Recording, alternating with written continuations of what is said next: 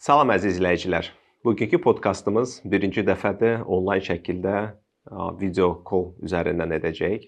Çünki qonağım Azərbaycanlı olsa da, Azərbaycanda deyil. Çox gözəl bir yerlərdədir. Bizim burada qışımız olaraq o qəşəng indi yaxşı havada Balidə işləyir, dincəlir, özünü kəşf edir. Bugünkü mövzumuz isə çox maraqlı olacaqdır. Mövzumuz bizim uşaqlıq ayarlarımız, valideynlərdən aldığımız təcrübə, həyat təcrübəsi bizi necə aparır, səhv ya da düzgün? Bütün bu suallara cavab tapmağa çalışacağıq. Bugünkü studiyada qonağım Balicanlı Elnara Səfərovadır. Xoş gördük Elnara xanım. Xoş gördük. Çox sağ olun dəvətiniz üçün. Elnara xanımla mən necə tanış oldum, izləyicilərimizə bir xatırlama verim. Aysel Gülməmmədova ilə bir podkast paylaşmışdım və orada Elnara xanım bir şərh yazmışdı. O təxminən belə deyim. Rusca yazıbdı, mən paralelində sizə tərcümə edəcəm. Deyir, Bakıdakı qadınların əksəriyyəti nə istədiyini bilmirlər. Daxili konfliktlərlə yaşayırlar. Bilirəm necə istəyirəm, lakin tamamilə fərqli eləyirəm. Ya da ümumiyyətlə nəsə etməkdən qaçınıram. Şəxsən mən hesab edirəm ki, psixoloji sağlam hər bir qadın uğurlu, varlı və onlara stabillik gətirən bir kişi axtarışındadır. Belə bir kişi istəyir.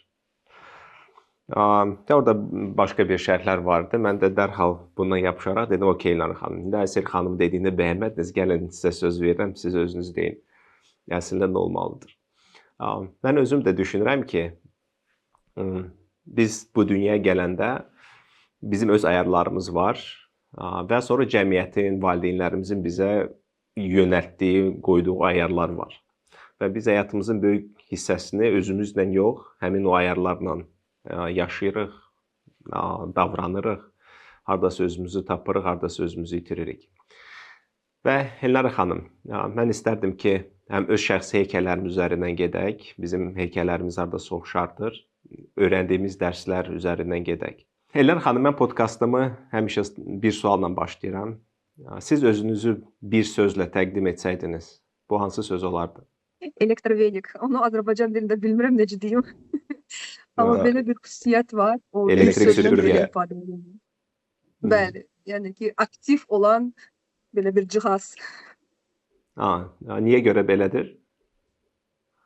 Çünki mən belə bir hansısa xarakterə və yaxud xüsusiyyətə malikəm ki, məndə həmişə daimi nəsə aktivliyi olmalıdır. Yəni ki, mən sakit otura bilmirəm. Nəyə görə sakit otura bilmirəm? Yəni ki, bu nevrozla əlaqəli deyil. Sadəcə olaraq həyatdan zövq alıram və həyatın hər bir tərəfində nə varsa, yeməkdən tutmuş, gözəllikdən tutmuş, hansısa təbiətdən tutmuş, hər şey məni çox cəlb edir və mən hər şeydən zövq almaq üçün aktivliyimi davam etdirirəm ona görə. Nə gözəl. Mən bir balaca şəxsi heykəllər üzərindən yola çıxmağı sevirəm. Yəni ki, insanlara bu daha səmimi görsənir. Ona görə istərdim biləm, sizin uşaqlığınızdan başlayaraq bugünə kimi gəldiyiniz yol və bu yolda öyrəndikləriniz dərslər, valideynlər arasında münasibətlər, onlar sizə necə təsir edibdir? Sonraki, bilirəm ki, birinci nişanınız olubdur, sonra ikinci nişanınız olubdur və bu yolu bir balaca tamaşaçılarımıza bildirərdiniz və nə öyrənmişsiniz bu arada? Mən də öz hekayəmi paylaşacağım paralelində. Hal-hazırda 38 yaşım var. Həmin o yaşı 3 hissəyə bölsək, demək olar ki, mənim əsl belə mənim üçün mənalı həyatım 30 yaşdan sonra başlayıb. Ondan qabaq uşaqlığı götürsək, hardasa 17-18 yaşıma kimi və 18-dən 30-a kimi ikinci hissəm. Yəni ki, Sumqayıtda böyümüşəm, Sumqayıtda doğulmuşam.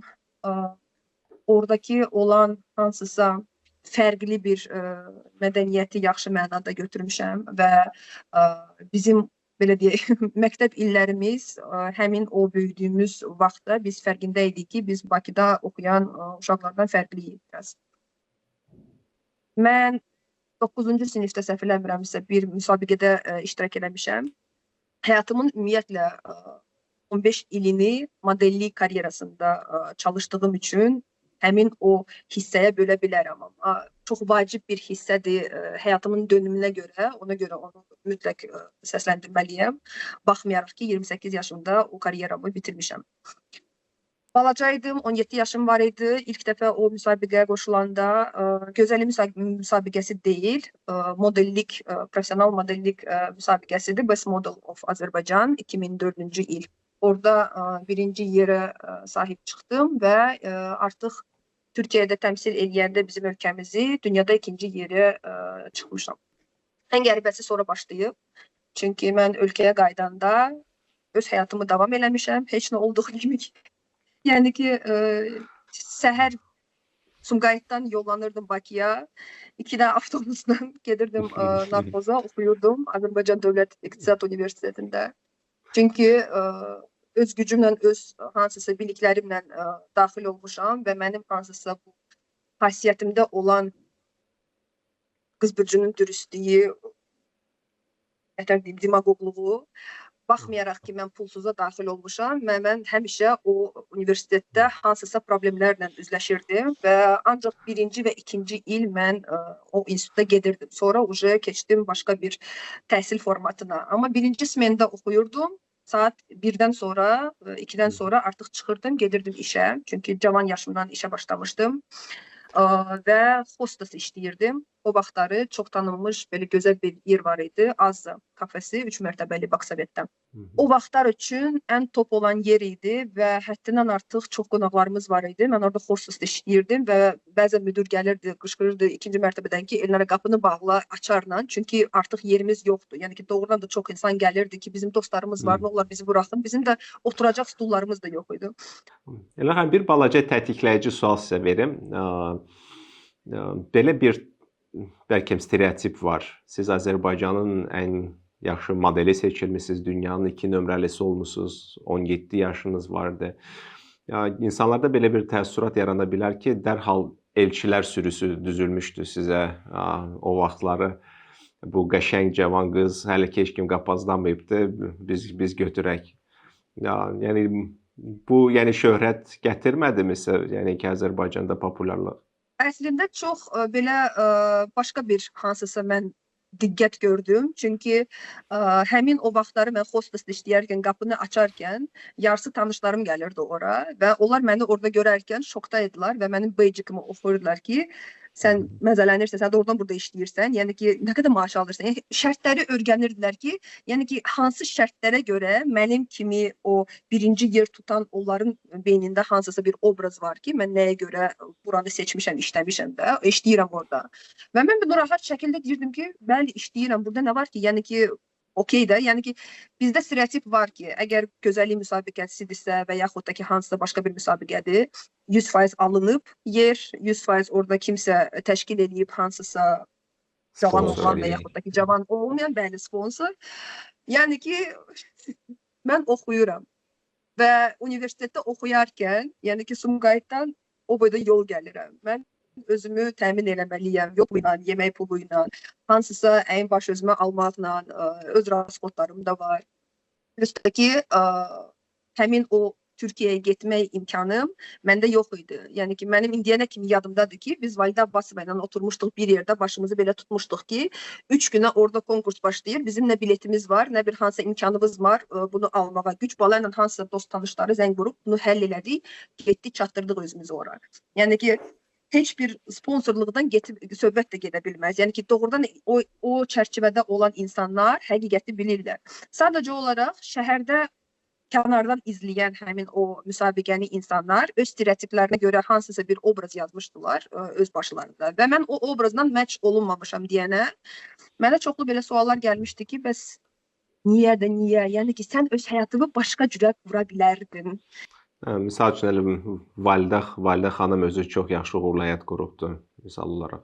Bəli, və həmin o Validə xanım elə özünü öldürürdü ki, mən görmüşəm belə bir müsabiqələri. Mən istəyirəm ki, həqiqi çesni konkursda, yəni ki, çox belə dürüst olsun.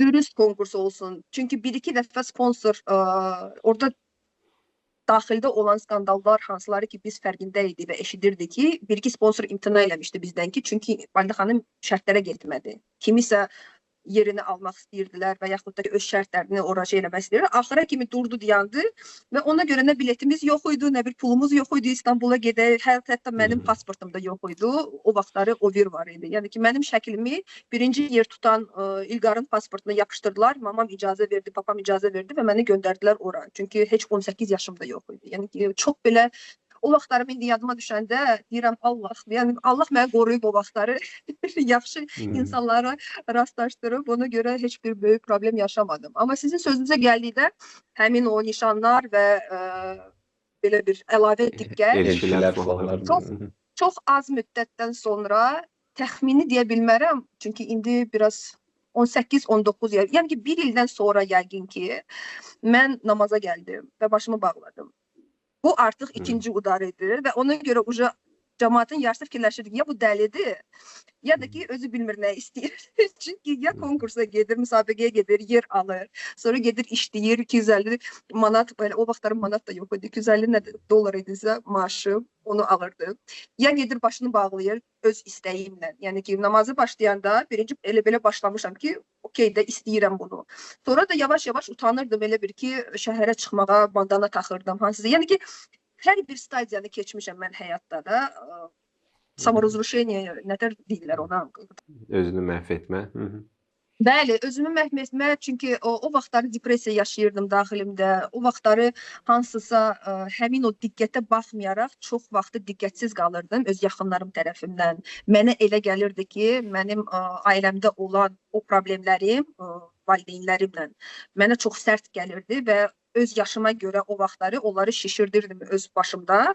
İndiki hamı meditasiyaya qoşulur və hansısa meditasiya öz sakitliyini tapır. Mənim üçün o vaxtları namaz çox gözəl bir ruhumu sakitləşdirici bir hansısa necə deyim, məşğuliyyət də deyə bilmərəm, amma ruhumu dincəldirdi. Yəni söz var, praktika. Bəli. Sadəcə olaraq bir müddətdən sonra evdə problemlər başlayıb və çünki modellikdən artıq uzaqlaşmışdım, gəlirim azalmışdı və hansısa söhbətlər evdən başlayırdı şişirtməyə ki, nəylə məşğul olursan itaqdaydı. Siz yəni 18-19 yaşlarınızda işləyib evə pul gətirməliydiniz? Bəli. Tamam. Mən evin belə deyək, dirəyi idim. 18-19 yaşlarında belə. Bəli. Mən üzr istəyirəm, həm papa, həm mama var idimi, yoxsa artıq o vaxtları, yoxsa necə idi? Yox, yəni ki, indiyənə kimi ikisi də sağdır. Sadəcə olaraq 3 yaşımda atam anamla boşanmışdı deyənə və onlar bir yerdə yaşamırdı. Anam mənimlə bacımla bir yerdə, yəni ki, üçümüz bir yerdə yaşayarkən dolanırdıq, bacardığımız qədər. Bacım da oxuyurdu. Bəli, bacım da oxuyurdu o vaxtları. Sadəcə olaraq Qərb Universitetinə daxil olmuşdu. Çünki частный özəl bir universitetdir və ora pul ödəmək lazımdır deyənə. Ailənin rasxodları çox idi, az deyildi və ona görə mən həmin o oxuduğum zamanı seçirdim ikinci smendə gedim, işləyim əlavə olaraq, çünki pula ehtiyac var idi. Tamam. Sonralar nə baş verdi? Artıq 20 yaşınıza yaxınlaşdınız, dediniz ki, artıq 20 yaşıma Bəli, əslində mən o 28 yaşıma qədər o 4 dənə 7 illik siklları yaşamışdım eyni cürə, Zen Surka kimi. Yəni ki, mən sonra onu analiz edəndən sonra görürdüm ki, hər şey təkrarlanır. Hər hansı bir hadisələr, hər hansı bir problemlər, münasibətlərdə podruqamlarla, rəfiqələrimlə, dostlarımla ürəyim hər bir şey partlayır, hansısa eyni səbəblərdən, eyni hadisələrdən və o 28 yaşımda mən fərqində idim ki, nəsə dəyişir məndə daxilimdə, amma nəyi mən anlaya bilmirəm. Yəni ki, mən hiss eləyirəm onu bədənimdə. Mənim həmişə bədənlə olan əlaqəm mənə xəyanət eləmirdi. Ona həmişə diqqət yetirirdim. Və artıq başladım özümü biraz araşdırmağa, nə dəyişir məndən. Çünki mən yeməyə başladım, baxmağa, diqqət eləməyə ki, heç vaxt yemədiyim produktları başladım istəməyə, sevməyə və dadmağa. Uşaqlıqda, misal üçün, ana südünü çox içirdim deyənə, həyatımın 28 yaşına kimi nifrət edirdim o südə. Birdən 28 yaşımda mən istədim süd içməyə, aldım, içdim və gördüm ki, ölmədim. Və nəsə baş verir. Başladım öyrənməyə ki, insanın 7 ildə, 7 il ərzində bədənində olan hansısa hüceyrələrinə qədər hər şey dəyişir. Yəni sümük, qan, hansısa bir proseslər baş verir, hərəsi hansısa başqa bir müddətdə. Olanda 7 ilə belə demək olar ki, biz yeni adam ola bilərik. Sadəcə olaraq, əgər biz eyni həyatı yaşasaq, həmin o hüceyrələrə və həmin o bədənə eyni habits, Vərdişlər. eyni vərdişlər yapışır. Yəni ki, Densurqa ona görə təkrarlanmışdı. Məndə 28 yaşa kimi. 28 yaşımda nəyə görə mən modellik işini tərk elədim, çıxdım o işdən. Çünki axırıncı mənim iş təklifim Parisdə olan defilə idi. Oradakı olan modelyer məni təklif elədi ki, mən onun Haute Couture Fashion Week-in daxilində, çərçivəsində olan bir pakaz idi və orada ümumiyyətlə modellik sayəsində pakazı açmaq, first face, çox belə Hörmətli. hörmətli, vacib bir şeydir. Kim həmin o pakazı açır və mənə çox böyük bir hörmətlə yanaşan həmin o modelyer, hansı ki Azərbaycanda da iştirak edirdi. Birinci Azərbaycan Fashion Week-də mən hələ iştirak edən sonra artıq həmin o Paris Fashion Week-ə gedəndə dedim ki, mənim üçün bu limit idi. Mən istədiyimə nail olmuşam. West Model'a çox istəyirdim. 15 yaşımda qatıldım, məni götürmədilər. 17 yaşımda qatıldım, istədiyimə çatdım.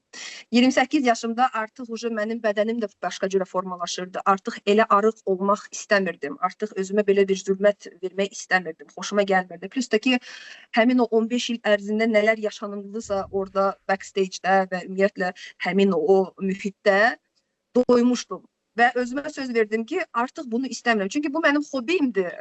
Hobbi bir hansısa işim idi. Əsas işim deyildi. Çünki əsas olaraq mən hansısa fərqli şirkətlərdə, məntəqələrdə işləyirdim. Boş vaxtım olanda və yaxud da ki, mən işdən icazə alıb hansısa şou pakazlara qatılırdım. Xeyli yaxşı qazanırdım. Demək olar ki, pis deyirdi, amma həmin hansı səviyyəyə gəlib çatırdı. O iş məni artıq qane etmirdi və mən nə vaxtımı ona ayırmaq istəmirdim, nə artıq öz bədənimə işgəncə vermək istəmirdim. Özümə dedim ki, uxaca, yəni ki, çox yaxşı bir indi məqamdır. Ondan sonra nə isə sən daha çoxunu nail olmayacaqsan. İndiki vaxtda Simboli Azərbaycandan heç bir model ona nail olmayıb. Heç kəs həmin o Paris Fashion Week-də iştirak eləməyib. Çox gözəl bir çıxışdır sənin üçün. Ona görə 28 yaşdan sonra çıxdım və artıq özümə başladım daha çox fokuslanmağa, araşdırmağa. Siz o 4 dənə 7 illik sikllar barədə danışdınız. Mən istərdim ki, bir balaca ətraflı bunu izləyicilərimizə izah edəsiniz. İlk 7 il, ikinci 7 ildə nə transformasiyalar baş verir sizdə ya da ki, ümumilikdə? Birinci, ikinci 7 illiklərdə o hansısa pubertatın hansısa bir o xasiyyətin maksimalizmini yaşamışam. Yəni ki, mən çox bir sakit uşaq deyirdim ailədə. Baxmayaraq ki, hansısa indi hamı danışır travmalardan, amma mən də çox travmalar vermişəm valideynlərimə, hansısa öz xasiyyətimlə. Deyə bilərəm ki, win-win. Biz bir-birimizi test eləyirdik də kim daha çox həmin o radələrdə dönəcək. Çünki mən həmişə fikirləşirdim ki, əgər insan doğrudan da nə isə istəyirsə, hansısa açıq yol varsa buna, niyə də yox? Niyə mən özümü hansısa kiminsə şablonlarına uyğunlaşdırmalıyam? Niyə mən kiminsə istədiyi həyatı yaşamalıyam? Əgər mənim valideynlərim mən istədiyim yolu seçmirlərsə, yəni ki, bu axı mənim yolumdur, bu axı mənim həyatımdır. Mən həmişə buna görə vuruşurdum ki, mən belə axı istəyirəm, kimə pislik eləyirəm axı, pulumu da qazanıram, bunu da eləyirəm.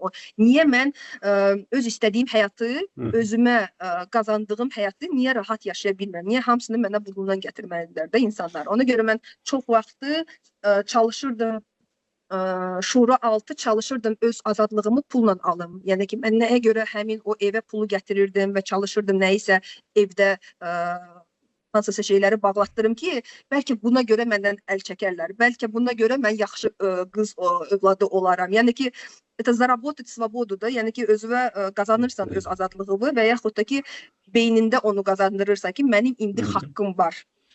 O psixoloji olaraq təsir eləyirdi. Üçüncü 7 illik nədir? 14-21 yaş arası. Orada həmin o birinci nişan təklifi, hansına ki mən O vaxt fikirləşirdim ki, mən hazıram, amma çox yaxşı ki, mən onu ləğv elədim. Çünki həmin o yaşda çox böyük bir mən səhv eləyərdim əgər mən evlənsəydim həmin bir insanla. Çünki ikimiz də çox formalaşmamış hansısa bir travmatik həyatını yaşayıb hansısa o toksik münasibətlərdə idik və 50% dava hansısa skandallarla yaşayırdıq. 50% hər şey yaxşıdır. Çiçək и так далее də. Mən istəyirdim ki, siz bir balaca məni sorğulayasınız. Bəyəm belə bir vaxt varmı sizdə indi 38 yaşınıza çatmısınız da? Belə bir vaxt varmı ki, biz tam özümüzü sağaltmışıq, özümüzü dərk etmişik və ondan sonra yalnız evlilik, ailə münasibətlərinə, verdiyi münasibətlərə baxmaq olar. Yəni ki, həqiqətən bu varmı? Mənim fikrimcə özünü dərk etmə ömrün sonuna kimi davam edən prosesdir. 20 yaşında da nə qədər özümüzü dərk edəcək, 30 yaşından daha çox dərk edəcək, 40 yaşımızda daha çox dərk edəcək, 50 yaşımızda da daha çox dərk edəcək. Amma o səbəbdirmi ki, biz münasibət və ailə qurmağı yubandıraq o vaxta qədər? Sizin fikrinizcə? Mən fikirləşirəm ki, o yaşımda mən formalaşmamış hansısa bir xasiyyətində bir qadın da deyirdim mən. O vaxtları mən uşaq idim, hansı ki öz travmalarına əsasən əslində ailə qurmaq istəmirdi. Sadəcə olaraq ya atasının sevgisini axtarırdı, ya ümumiyyətlə kiminsə sevgisini axtarırdı ki, içindəki o boşluğu bərpa eləsin. Yəni ki, kiminsə sevgisi ilə, kiminsə resursu ilə mən o boşluqları çalışırdım bağlayım. Baxmayaraq ki, o mənim hansısa məsuliyyətimdir ki, birinci özümü sağaltmalıyım. Çünki o insan çıxıb getsə, məndə yenə də o boşluq qalır.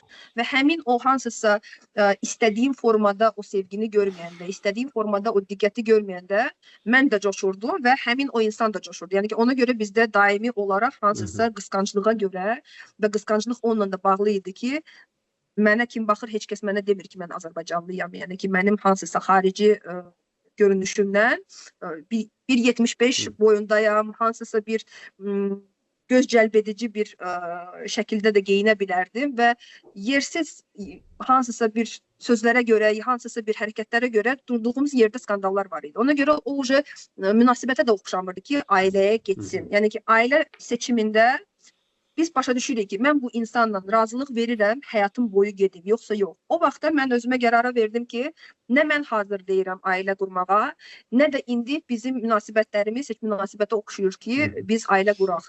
Çünki bir ildən az çəkdi və biz artıq ayrıldıq. Yəni, bir maraqlı məqamı dəqiqləşdirmək istərdim özüm üçün. Siz dediniz ki, 3 yaşınızdan ananızla yaşayırsınız, düzdürmü? 3 yaşınız olan atanız getmişdi. Bəs atanızla münasibətiniz vardımı bütün bu illər ərzində? Atanız iştirak edirdimi sizin böyüdülməyinizdə? İştirak eləyirdi. Bəlkə mən də deyərəm ki, uşaqlıqda mən bacımdan çox atam üçün ölürdüm və həmişə gözləyirdim ki, nə vaxt papa gələcək, götürəcək, harası bizi gedəcək və yaxud da ki, hansısa bir müddəti bizlə keçirəcək. Sadəcə olaraq onların münasibəti çox sağlam deyildi və biz uşaqlar hansısa bir manipulyasiya alətinə çevrilmişdik və biz istədiyimiz hansısa diqqəti almırdıq, çünki onların arasında sağlam bir münasibət yox idi. Və yaxud da ki, atam məşğul idi.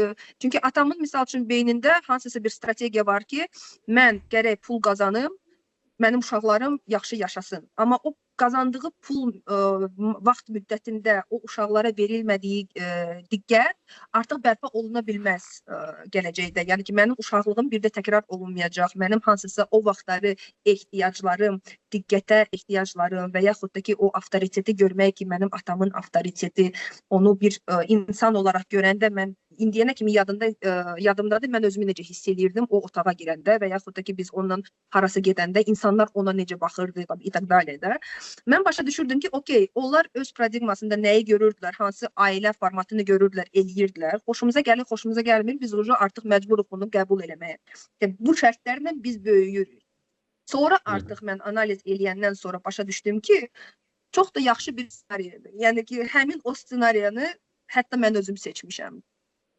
Mənim belə düşüncəmə görə mən fikirləşirəm ki, hər bir insan özü seçir dünyaya gələndə hansı bir ailənin uşağı, övladı olsun. Çünki öncədən bilir ki, məhz bu iki insan ona lazım olan ssenariyanı ona yaşatdıracaq. Çünki onun məqsədi bu nöqtəyə çatmaqdır və o məqsədə çatmaq üçün heç kəs komfort zonadan inkişaf eləmir. Hamı qıtlıqda inkişaf eləmək üçün başlayır öz resurslarını aşkar eləməyə. Və mən çox Bəli. gözəl bir həmin o resurslara görə indi yaşadığım həyatımdan zövq alıram. Mən istərdim ki, bu ərəfə çox vacib bir ərəfədir. Mən də tək ana tərəfindən böyüdülmüş bir övlad olaraq oxşar hadisələri yaşamış. Sadəcə mənim atam həyatımda demək olar ki, 30 yaşlarıma qədər ümumiyyətlə olmayıbdı. Sonra səbəbini bilmişəm hardasa. Anam da çox dəstəkləmirdi bu cür münasibəti. Sizin fikrinizcə, məhz hal-hazırda qızını atasız böyüdən analara mesajınız nə olardı? Mən görürəm ki, onlar bir xeyli küsmüş olur ərlərindən. Buna məsləhət kimi verə bilərəm, əgər mənim məsləhətim kiməsə maraqlıdırsa. Amma kiminsə həyatına girib onlara ağıl öyrətmək və deyəcəklər ki, sən get öz ailəvi qur, baxaq görə sən nə edəcəksən. Yəni bütün həyatım boyu o frazanı eşitmişəm. Baxaq görə sənin uşaqların necə olacaq. Yəni çox belə ağıllı danışırsan. Mən Mən əslində sizin bəli, mən o perspektiv, yəni bu təcrübəniz var. Boşanmış ailədən çıxan uşaq və ananın ataya qarşı olan bax bu təcrübəniz. Mən qətiyyən dəstəkləmirəm və mən fikirləşirəm ki, həmin o valideynlərin münasibətində nələr baş verirsə, nələr baş vermirsə, uşağın günahı yoxdur. Çünki həmin vaxtda uşaq öz dünya görünüşündə formalaşır. Öz avtoritetləri, hansı ki uşaq üçün həmin yaşda valideynlər müqəddəsdir. Valideyn etdiyi hərəkəti tabu, yəni ki, o belə də yazılmalıdır, belə də olmalıdır və onu şablon kimi özünə götürür. Və arxada olan hansısa o münaqişələrə görə onun gələcəkdə elədiyi seçimlər artıq yazılır. Yəni ki, gələcəkdə hansı formatda o sevgiyə baxacaq, gələcəkdə hansı seçimini eləyəcək, qız uşaqları, oğlan uşaqlarını necə seçəcəklər, yəni ki, həyat yoldaşlarını, gələcək yoldaşlarını necə seçəcəklər. Based on parent relationship, yəni ki, onun valideynlərinin sevgisini uşaq o vaxtları necə başa düşüb, baxmayaraq ki, fərqli ola bilər. Valideynlər başqa bir münasibət yaşaya bilər. Sadəcə olaraq o uşaq öz beyninə görə, öz başa düşdüyü formatda həmin hadisəni belə başa düşüb deyənə, o şablondan həyata gedəcək və o şablonu hamıya giyindirəcək. Kimdə match olunursa, deyəcək ki, bu mənə məxsusdur. Baxmayaraq ki, bu travma matchidir. Ona görə toxic relationship ola bilər. Tamam. Colin Tipping'in çox yaxşı kitabı var, Radikal Bağışlanma. Orada birinci bölmə məhz o Colin Tipping'in bacısının hekayəsidir. O atadan sevgi almayan qadının ondan sonraki münasibətlərdə hansı çətinliklər yaşayacağını göstərir. Mən də ona görə analara və daha çox atalara deyirəm ki, siz ola bilsin ki, qadından boşanmısınız. Ola bilsin ki, qadını sevmirsiniz ya da ki, sevməmisiniz, sadəcə anlayıb ayrılmısınız. Amma öz qız övladlarınıza üstün əsaslı yanaşmaq lazımdır. Onlarda düzgün, toksik olmayan bağlantı tipinin formalaşmasına, sevgi dolu, atasından sevgi sözlərini eşidərək böyüməsi çox vacibdir. Əsas komplimentlər. Mən 30 yaşımda bildim ki, akazivəsə mənim atam məni gözəl hesab eləyirdi uşaqlıqda. Heç bir dəfə də eşitməmişdim o sözü. Bəli, təəssüf olsun. Mənim özümün də səhvim bu olubdu. 2 dənə qız övladım var. Mən həmişə düşünürdüm ki, kişinin sevgisi əməllərində göstərilir. Misal üçün, ən yaxşı paltar, ən yaxşı məktəb, ən dadlı yemək, daim olaraq yanında olmaq. Lakin Colin Tipping'in bu kitabından sonra anladım ki, qızım sən çox gözəlsən demək çox vacibdir. Qızım səni çox sevirəm demək çox vacibdir. Yəni ki, bu sənin ona qoyduğun bütün pullardan, vəsaitlərdən, qayğıdan deməzdim ki, üstündür, amma eyni dərəcədə vacibdir ən azından.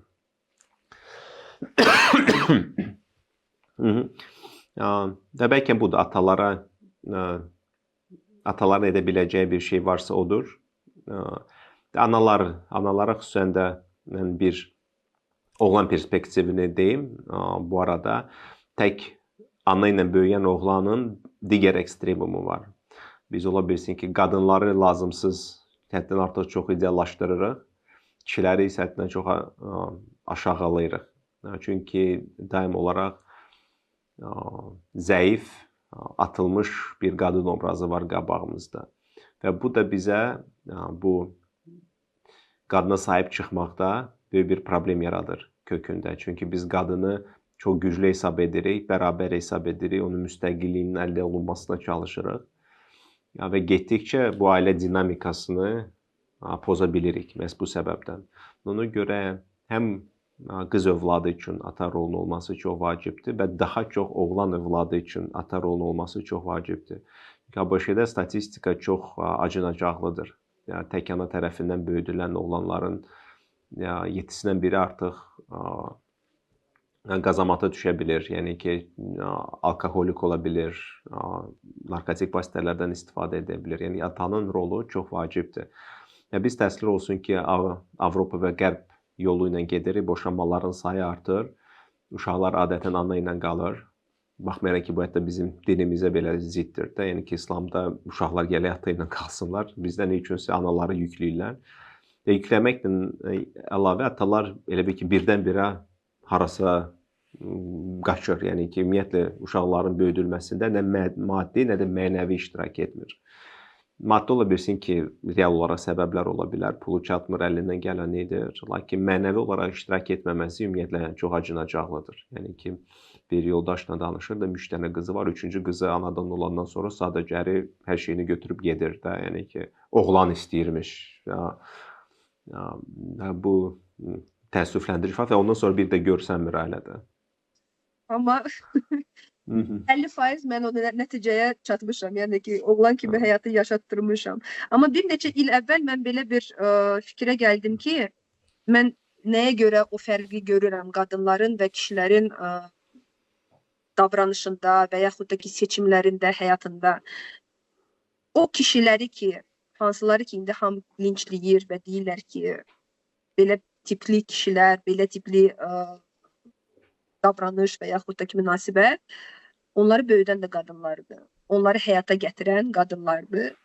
Həmin o tərbiyəni verən də qadınlardır. Çünki mən fikirləşirəm ki, mənim yenə də fikrimdir. 80% ailələr Azərbaycanda evdə daha çox vaxtı və ümumiyyətlə öz böyüdüyü müddətdə ana ilə keçirdirlər. Yəni ki, ata gəlir, gedir, işə gəlir, işdən qayıdır, hansısa pərdə var, oğlan uşaqların arasında bəzən elə olur ki, anaya daha rahat olur deməyə ki, get papaya bunu de və yaxud da ki, yoldaşı gəlir, anasına deyir ki, get uşağa bunu de.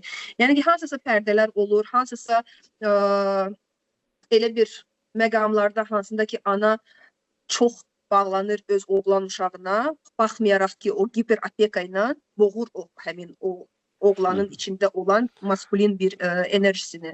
Amma mən belə bir fikrə gəlmişəm ki, nəyəsə görə travmanı yaşayan qadınlar, uşaqlıqda, valideynlərlə fərqi yoxdur. Travmanı yaşayan qadınlar böyüyəndə həmin o travmaya əsasən elə bir hərəkətlər və seçimlər həyatda eləyirlər, hansılar ki, nəticədə onları incidirlər. Yəni ki, özlərini həmin o qurban pozisiyasına qoyurlar və yaxud da ki, xoşa gəlməz bir professiyaları seçirlər və yaxud da ki, yəni ki, onları incidən yolla gedirlər.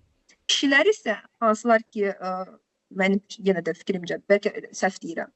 Kişilər çox vaxtları cavanlıqda, uşaqlıqda travma gördüyü bir halda, travma ilə yaşayan, böyüyəndə öz seçimində özlərinə hansısa bir ağrı və yaxud da ki, linç vermirlər. Onların ağrısı, onların travması направлена qadınlaradır. Yəni ki, onlar elə bir əvəzini çıxırlar və yaxud da ki, onların hansısa bir, necə deyim, yəni ki, fərq ondadır ki, qadınların seçimi və onların incidilməsi onlara qarşıdır.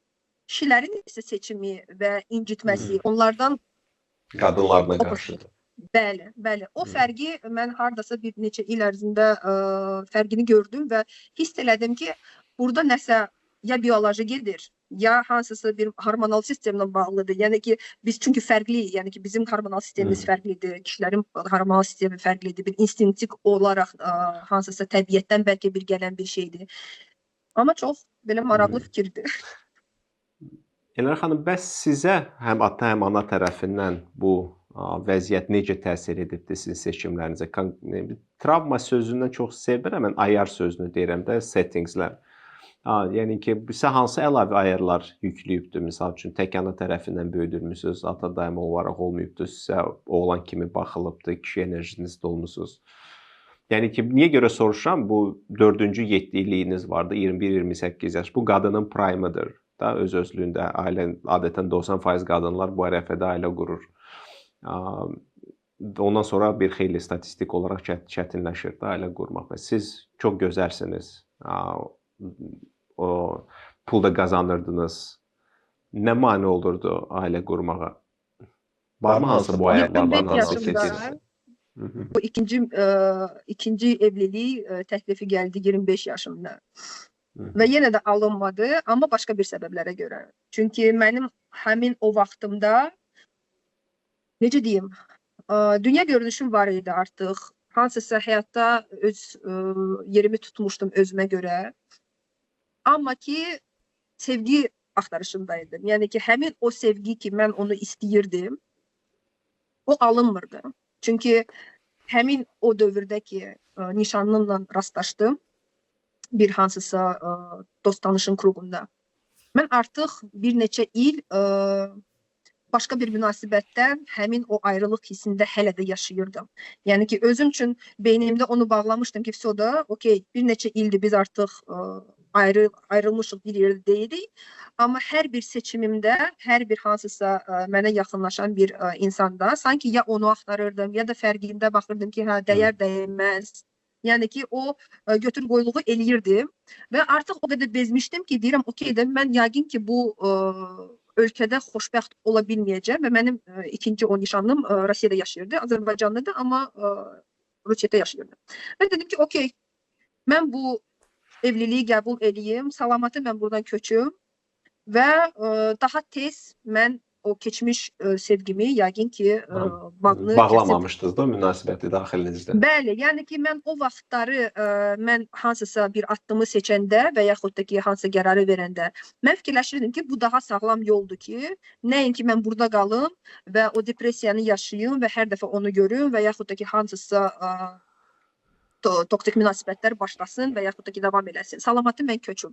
Amma mənim yox deməyim və o münasibəti, evlilik münasibətinin dayandırılması və hərikdən sonra, hardasa bir aydan sonra biz ayrıldıq. Çünki mən başa düşdüm ki, həm o insana görə mən düzgün hərəkət eləmirəm. Çünki onun günahı yoxdur ki, mənim başqa bir hansısa sevgim hələ də bərpa olunmayıb o yarada.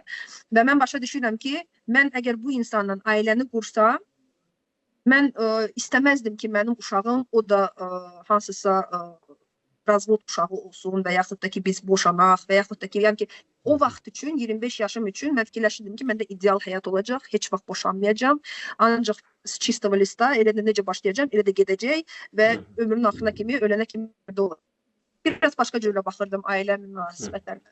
Və mən o qərara gəldim ki, okey, bizim nə xasiyyətimiz bir gəlmir, nə bir hansısa sadalasam başqa bir tərəfləri, onlar heç nədir, çünki sevgi yox idi. O insana qarşı məndə ancaq dost bir münasibətdə, çox yaxşı bir insandır, çox mənə qarşı həddindən artıq çox yaxşı idi. Sadəcə olaraq o insan məni çox sevirdi. Mənim o insana qarşı qarşılıqlı bir sevgim yox idi. Və mən belə qərara gəldim ki, salamatı biz ayrılaq və başqa cürə hansısa bir münasibəti başlayaq. Sevdiyiniz insana niyə görə ailə qura bilmədiniz? Çünki bura Azərbaycandır. Çünki mən 15 il modellik karyerasında işləmişəm. Çünki mən şəhərdə, belə demək olar, hansısa o Bamont Tusovkada məni tanıyan var, mənə hörmət edən var, məni hansısa, belə necə deyim, deməzdim ki, mənim hansısa bir əxlaqsız bir reputasiyam var idi. Amma Azərbaycan üçün, Azərbaycan standartları üçün hansısa belə bir qadın olmalıdır ki, heç kəs onu tanımasın, gözlərini aşağı salıb belə də yaşasın, nə adını bilən olmasın, nə özünün səsini eşidən olmasın. Yəni ki, istədiyi qadınlar həmişə belə yarki olur. Yəni ki, hansısa belə bir artıq özünü tapmış qadın daha çox cəlb eləyir Azərbaycanlı kişiləri. Amma onu əldə eləyəndən sonra maksimal dərəcədə onların məqsədi odur ki, həmin o işığı bağlayaq, Heç kəs o işığı görməsin. Bu işıq mənə məxsusdur. Ancaq mən görüm. Amma o münasibətin heç bir gələcəyi ola bilməyəcəkdi. Yəni ki, o münasibətlər ya belə qalmalıydılar, ya da ki, ailəyə gəlib çatmayacaqdılar. Mənə onu aydın aşkar belə deyək, dedilər. Mən ümumiyyətlə son bir neçə ildə boşandıqdan sonra qadınları anlamağa çalışıram. Yəni ki, onlar niyə görə sevir insanı. Mən kişi olaraq bizdə biraz yanaşma, sevgi fərqlidir də. Biraz yox, çox fərqlidir. Ayn Rand bu mənə çox təsir etmişdi. Öz obyektivizm fəlsəfəsi ilə deyir, biz hər zaman niyə görəsə sevirik də insanı, hansısa bir xarakterinə görə sevirik, bizə etdiyi münasibətə görə sevirik, bizim onlara qarşı etdiyimiz münasibətə görə. Hər zaman nəsə var da, tranzaksionaldır. Bəlkə kişi beyni üçün bu uyğundur. Lakin mən müşahidələrim onu göstərdi ki, qadınlar alkoholika da vurula bilir, çox onu sevə bilir, narkomanı da sevə bilir, abuzeri də sevə bilir, onu döyəni də sevə bilir. Mən misal üçün bir gün də belə təsəvvür edə bilmirəm ki, mənə qadınım hörmətsizlik eləsin, məni aşağılasın, mənə pis söz desin və mən davam edim bu münasibəti sevib və sevmədiyimdən asılı olmayaraq. Lakin qadınların sevgisi izah olunmaz qədərdir və mən artıq bunu boş vermirəm. Qadınları anlamağa çalışmıram. Niyə görə sevdiyinizdə ki, sevirsə okey, yaxşıdır. Mən heç bir burada altyapı, niyə görə falan, artıq bu sualları vermirəm. Nisbətən ağıllanmışam bu son 3-4 ildə ki, bu sualları verməyim. Çox maraqlı bu yeni ildə bir məclisdə idim və dediyim gibi orada bu tostu deyəndə ki, mən bu neçə illərdir qadınları anlamağa çalışıram. Bir həmkarım qayıtdı dedi ki, Fərhad bilirsənmi necədir? Qadın müxtəlif kişilərdən özünü müxtəlif cür göstərir.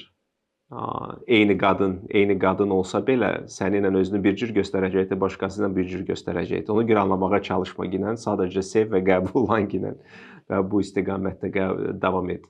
Eyni olaraq siz.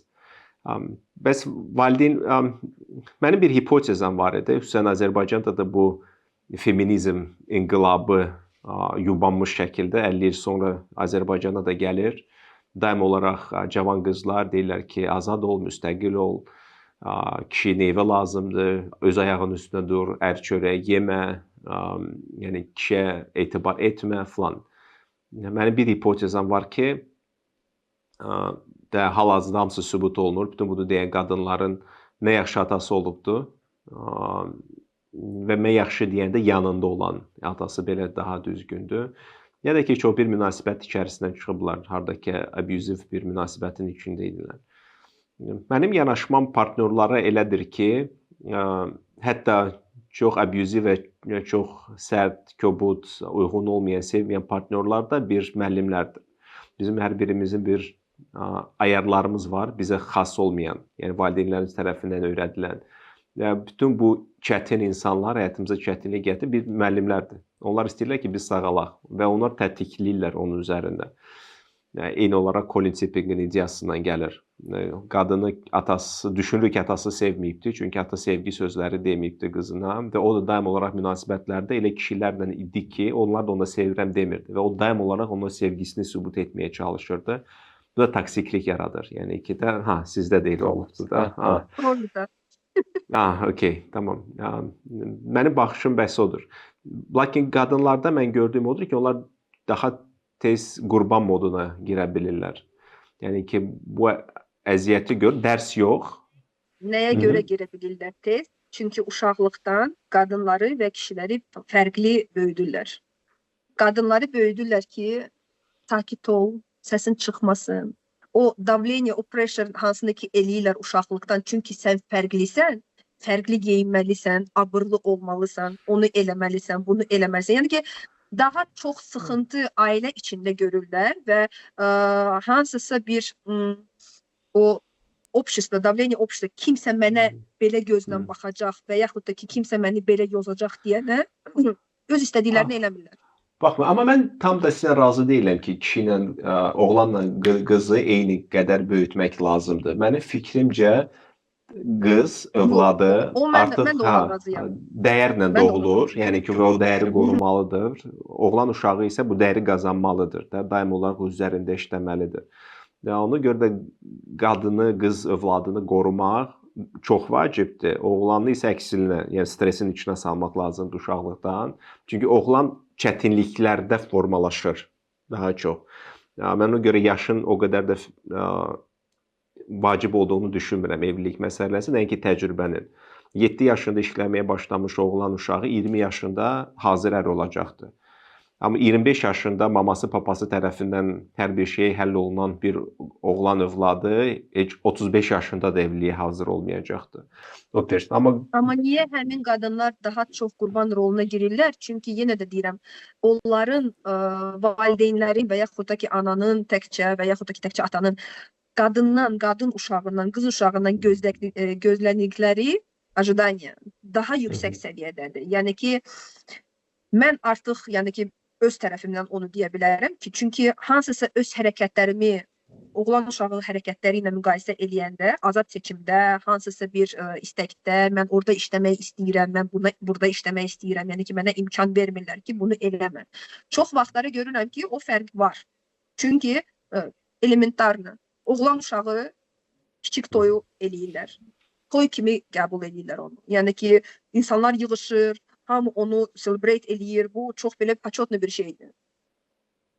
Qadın qız övladının menstruasiyası başlayır, bağla, danışma, müzakirə eləmə və ayıbdır.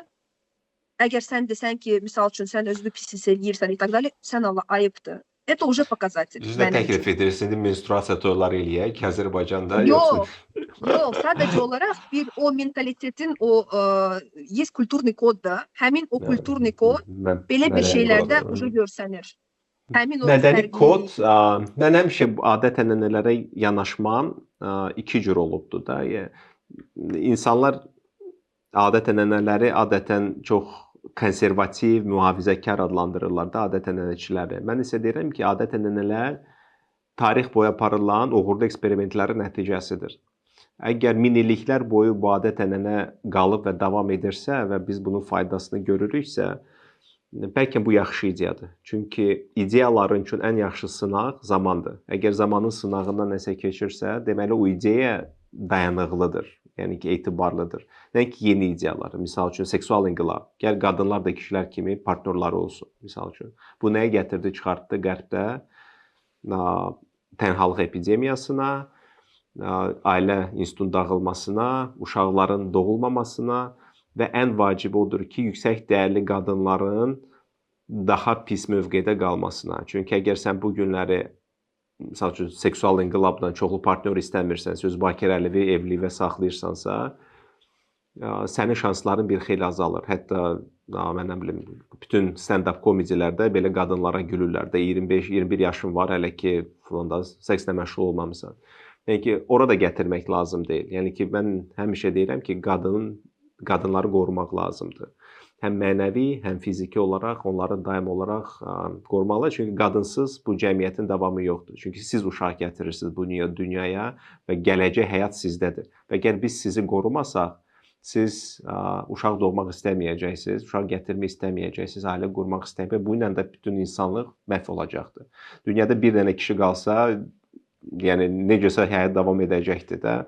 Amma dünyada bir dənə qadın qalsa, yəni ki, o ilə də həyat dayanacaqdır. Yəni ki, inkişaf yoxdur, tərəqqi yoxdur. Bu ilə də bitdi hər bir şey. Ona görə qadınları bir xeyli qorumalıyıq. O effekt prujini də, o prujini nə qədər siz sıxsaz, o qədər də çox o, belə deyək, atletit. Məncə o disbalans yaranıb, o da bitəcək. Burada mən həmişə deyirəm, müasir kişi-qadın psixologiyasının Adam və Həvva nümunəsi üzərindən, yəni ki, çox yaxşı izah etmək olar. Misal üçün, xristianlıqda original sin-də, первобытный грех dediyimiz, yəni Həvvanın üzərindədir. Güya o gedib də almanı yeyibdir birinci və ondan sonra Adəmə yedizdiribdir almanı və ondan sonra da onları Allah qovvalayıbdır.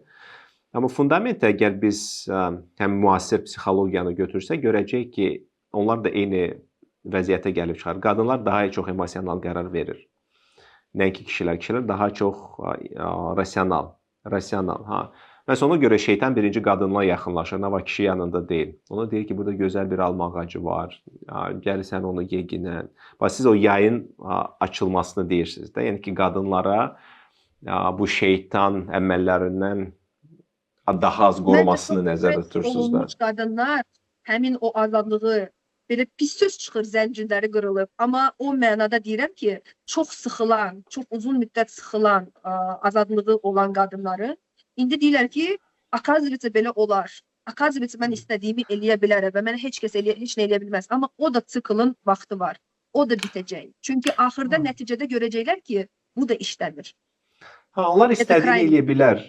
Mənim bir dənə offline podkastım olubdu. Yəni bunu çıxartmamışam bura. Bir qadınla 35 yaşındadır, evlənmək istəyir, yüksək dəyərli kişi ilə evlənmək istəyir, resurslu, varlı, hörmətli, statuslu falan.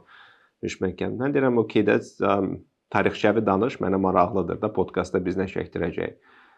17 yaşından 27 yaşına kimi bir münasibətdə olubdu. Çox sevirdi. Bir münasibət 10 il ərzində. Sonra gedibdi Dubaya. Dubayda çoxlu münasibətlər yaşayıbdı. Ki özünün axtarışında. İndi gəlibdi 35 yaşında deyir ki, mən yüksək dəyərli kişi axtarışındayım da. Ben niye orada kalmadı? Və sual verir. Deyirlər və yəni klassik olaraq, yəni bu Azərbaycanlı bu qlamur qızlar hamısı düşünür ki, Dubaya gedəcəm, Azərbaycanda kişi yoxdur, bütün kişilər Dubayda yığışıbdı. O özü də belə düşünürdü ki, Dubaya gedibdi.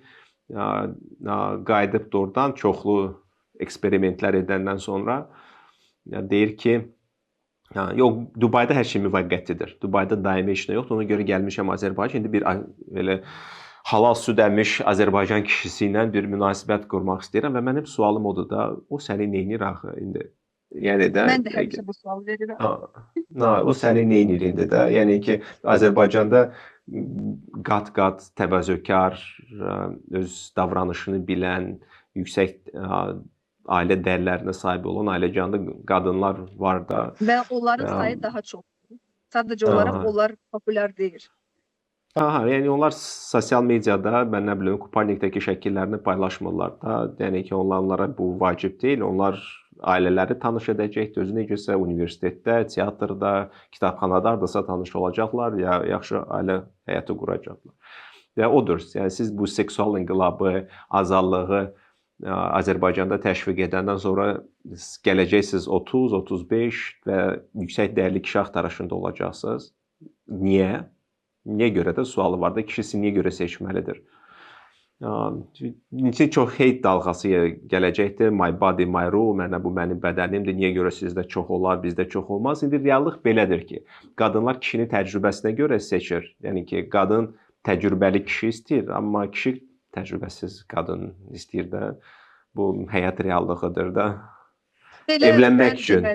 Yox, evlənmək üçün təcrübəsiz, yəni ki, o necə deyirlər, təzə upakovkadan çıxmış qadın olsun, amma yenə də məncə bu o köhnə mentalitetin hansısa ustanovkalarıdır, bəlkə bu komplekslərlə bağlıdır, bəlkə bu Azərbaycanda hansısa bir təbəqədə olan insanlar öz aralarında öz hansısa podviqlərini çox danışıblar deyənə, onlar istəmirlər ki, həmin o istoriyaların arasında onların istədiyi qızların adı olsun. Yəni ki, bu history təmizdir. Heç kəs onun adını batıra bilməz və heç kəs onun adına heç nə deyə bilməz və mənim bir kişi olaraq necə deyirlər, üzüm yuxarı baxır və mən rahat gedirəm. Yəni ki, hansısa belə bir məsələlərə görə çox mən görmüşəm, şahid olmuşam həm rəfiqələrim, həm hansısa bir oğlan dostlarım, hansılar ki, mən Azərbaycanda yaşayanda, mənim doğrudan da oğlan xeylağı dostlarım çox idi. Və mən onların həyatlarını da görürdüm ki, onlar öz seçimlərinə görə necə özlərini məhv edirlər. Emosional olaraq, yəni ki, qadın olsaydılar, oturub ağlayardılar. O dərəcəyə gəlib özlərini çatdırırdılar ki, bu seçiminə görə evlənirlər. Çünki ailə belə dedi, çünki buna lazımdır, çünki bu standarta görə uyğundur. amma bunun üçün ölürəm. O da mənim üçün ölür, amma biz bir yerdə ola bilmirik. Bu drama 80% Azərbaycanda hələ də təşkil olunur. Yəni ki, ailələr seçəndə bu yaxşı qız tapmışıq sənə və yaxud da ki, yaxşı oğlan tapmışıq sənə. Yəni ki, bu arranged marriage deyirlər də. Bu hələ də 21-ci əsrdə bu var. Baxın, arranged marriage mən misal üçün onu səhv saymıram. Arranged marriage o tanışlıqla da evliliklər, ingilis dilini kim bilmirsə, onlarda boşanma faizi 7%dir. Yəni ki, sevgi üzərində qurulan nikahların boşanma faizi 50%dir. Covid vaxtında statistikanı siz yəqin bilirsiniz də, boşanma statistikanı. Ha, yəni bir yerdə çox qala bilmir insanlar və bu da normaldır. Ha, və ona görə Stockzekagda verilişi vardı. Orada çox yaxşı bir sual verirlər. Qara qutunu gətirirlər və deyirlər ki, bu qara qutuda şərq ailə modeli ilə qərb ailə modelini fərqləndirən bir əşya gizlənilibdir. O əşya nədir? Axırda da yox, tava çıxıbdı. Qazan. Deyir ki, qərb ailəsində cütlüklər bu tavada, bu qazanda artıq qaynadırlar yeməyi. Sonra evlənirlər ki, gedib oradan yesinlər. Deyir, şərq ailəsində isə onlar bu tavanı boş gətirirlər, qoyurlar qaz plitəsi və bir yerdə bişirirlər o yeməyi.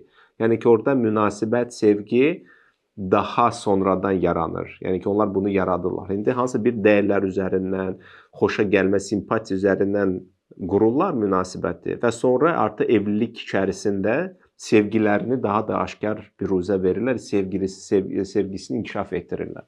Bu da şərq fəlsəfəsidir. Mən düşünürəm, hardasa ortadadır. Mən deyim ki, çox fərqində olaraq 20 yaşımda sevmişəm, eləmişəm. Mən düşünürəm, fərqindəlik yaşla dəyişə bilir.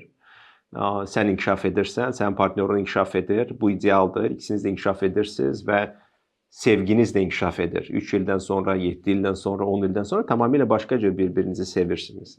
Sadəcə olaraq burada nüanslar çoxdur. Yəni ki, 30 yaşlı oğlan ola bilsin ki, siz dediyimiz kimi belə təcrübəsiz kimisə axtarır. 45 yaşında boşanmış kişi artıq hazır qadın axtarır ki, mən onu böyütməyəcəm də, mənim onu böyütməyə enerjim, resursum yoxdur, mən onunla həyat yaşamaq istəyirəm. Mən bu həyatımı davam etmək istəyirəm, mən onu böyütmək istəmirəm. Yəni ki, hər bir kişi üçün də yaşlarından fərqli olaraq yanaşmalar müxtəlif ola bilər. Bundan mən razıyam. Mən sizin ilkin sualınıza qayıtmaq istərdim. Yadınızdadırsa, mən sizin kommentinizi oxudum. Siz orada dediniz ki, Azərbaycan qadınları özləri bilmir nə istəyir. Çoxdur. Hamısı yox. Çoxsu. Siz hansı bir alətlər verə bilərdiniz ki, onlara hansı bir məsləhətlər verə bilərdiniz ki, onlar seçimlərində, partnyor seçimlərində, ailə seçimlərində daha rahat olsun? Hansı bir, mən biləm siz Balidə retritlər eləyirsiniz, kimsə gəlmək istəsə buyursun.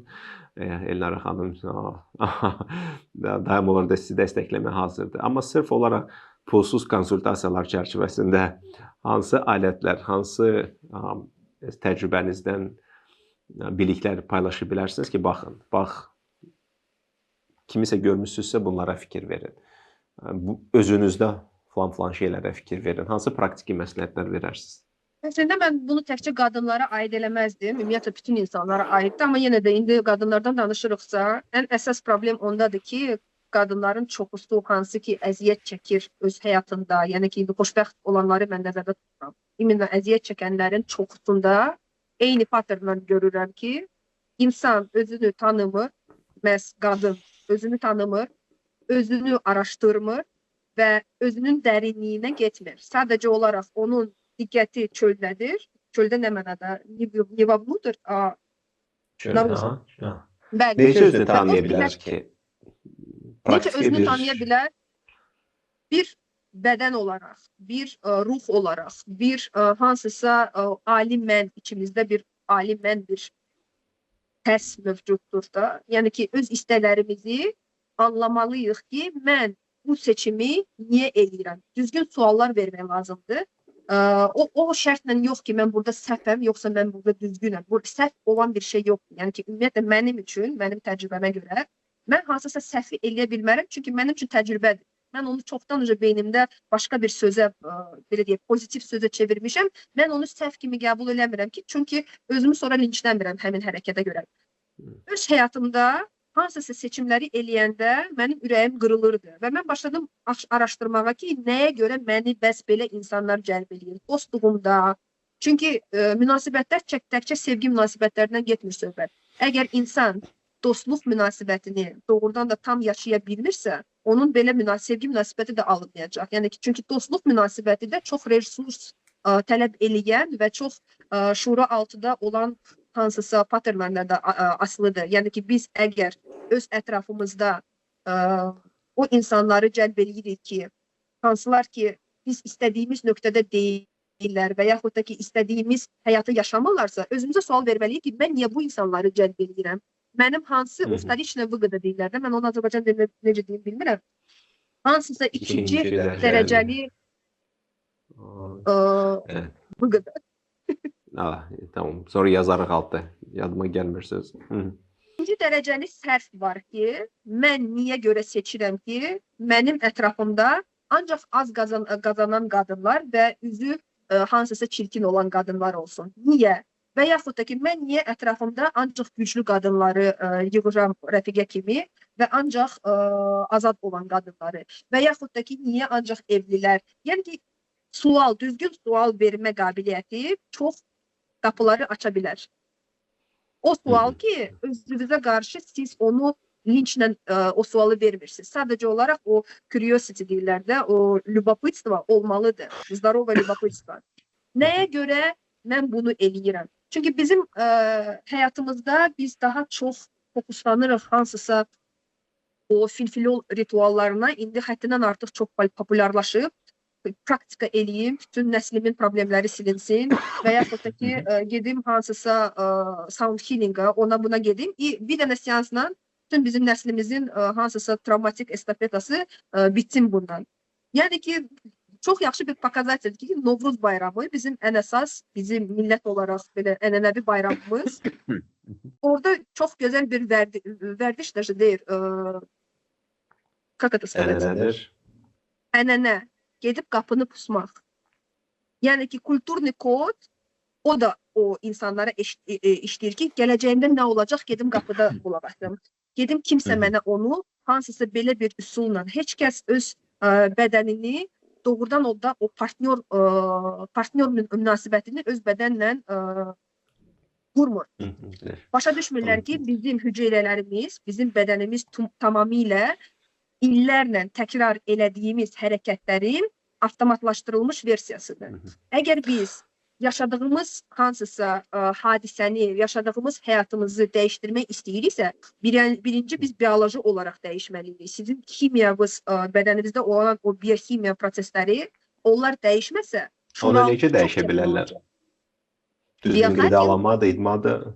Düzgün qidalanmanı da artıq abartlaşdırıblar. Yəni ki, kimi soruşmasan, onların beynində o quru toyuq ətidir, qreçkadır, hansısa belə bir şey. Yəni ki, stereotiplər odur ki, insanlar fikirləşirlər ki, bu ənənədir və mən belə qidalanmalıyam. Duzsuz, dadsız, 5 litr su ilə və bunu eləməklə. Birincisi, başa düşmək lazımdır ki, niyə mən, misal üçün, o 28 yaşımdakı o dövranda ki, mən başa düşdüm, nəsə mənim bədənimdə dəyişir. Mən düzgün suallar verərkən bir çox gözəl bir kitaba rastlaşdım. Peter Dadamanın 4 tipa krovi и 4 образа жизни. Bir dənə çox gözəl bir kitab var. Çünki mənim o qız bürcünün analizatoru həmişə sual vermək, həmişə hər şeyə skeptik baxmaq.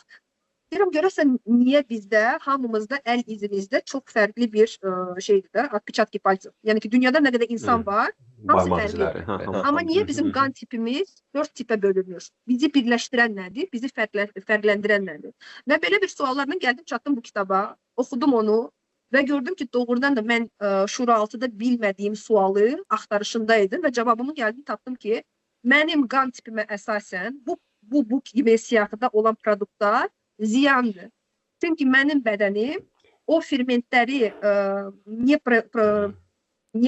производит fermentləri o fermentləri istehsal etmir də bədəniniz. İstehsal eləmir mənim bədənim o fermentləri ki, parça-parça eləsin o produktu ki, o produkt həzm olunsun.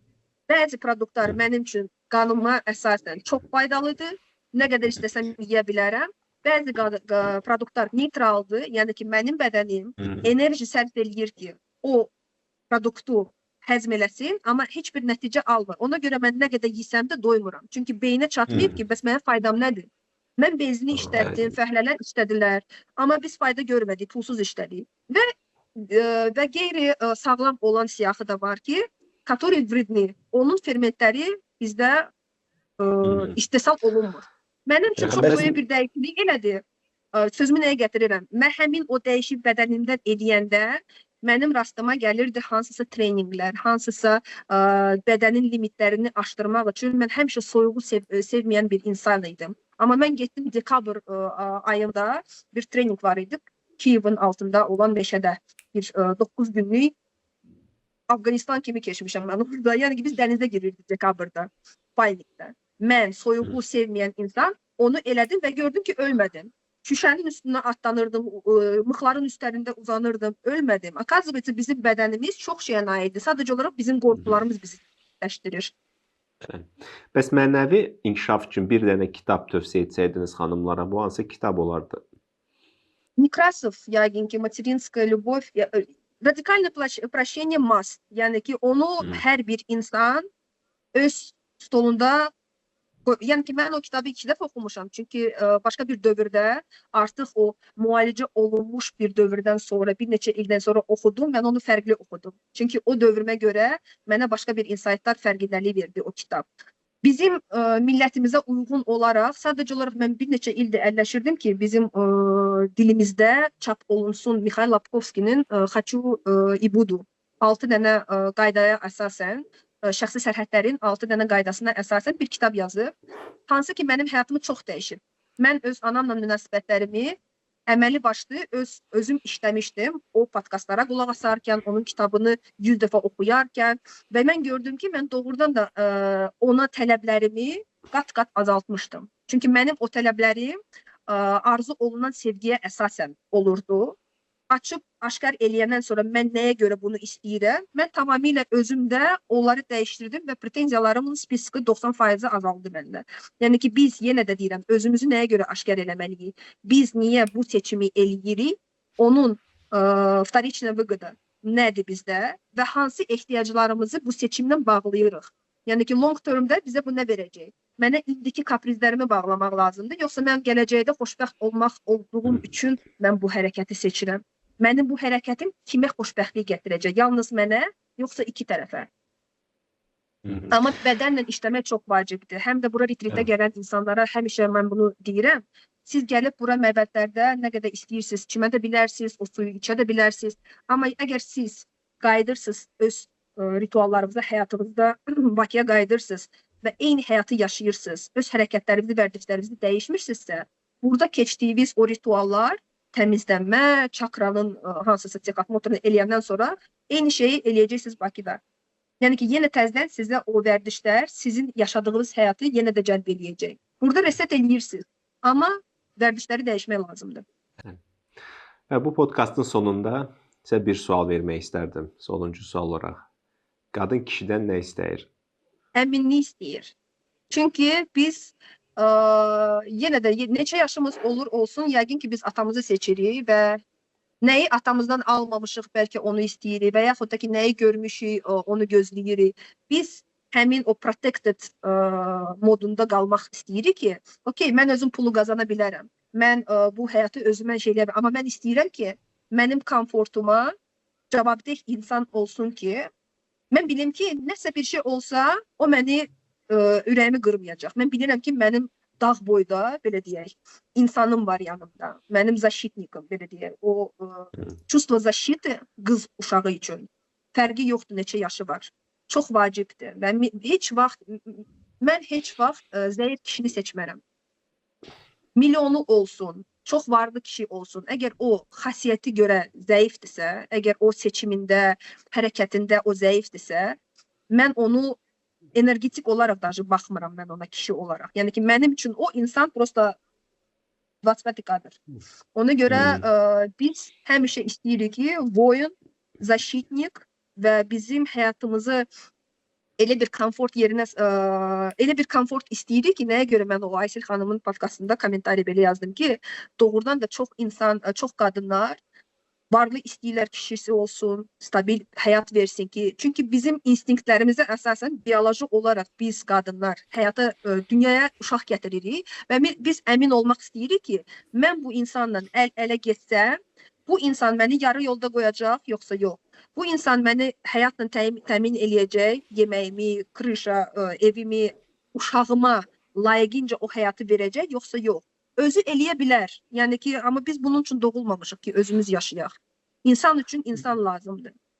Bəs bunun müqabiləndə qadın kişiyə nə verir? Bu ayrıca podkastın bir mövzusu ola bilər. Çünki əslində kişilərin və qadınların sevgiyə baxışı da fərqlidir. Mənim fikrimcə və mənim təcrübəmə əsasən kişilər daha çox sevgiyə место отдыха deyirlər də. O nə vaxt ki mən bütün dünyanı artıq bəli, bütün dünyanı artıq fəth eləmişəm, qazanmışam, hər şey eləmişəm, evə qayıdanda mən o sülhü hiss eləmək istəyirəm. Mən sevdiyim qadının ne то что sakit versiyasını, hüzurlu versiyasını görmək istəyirəm. Hüzurlu versiya o deməkdir ki, mənim həyatımda hər şey stabildir, mən hər şeyi düz edirəm. Əgər mən xaosdan gəlib xaosu görürəmsə, deməli mən nəsə kişi olaraq düzgün eləmirəm və bu məncə daha çox stres yaradır kişilərdə.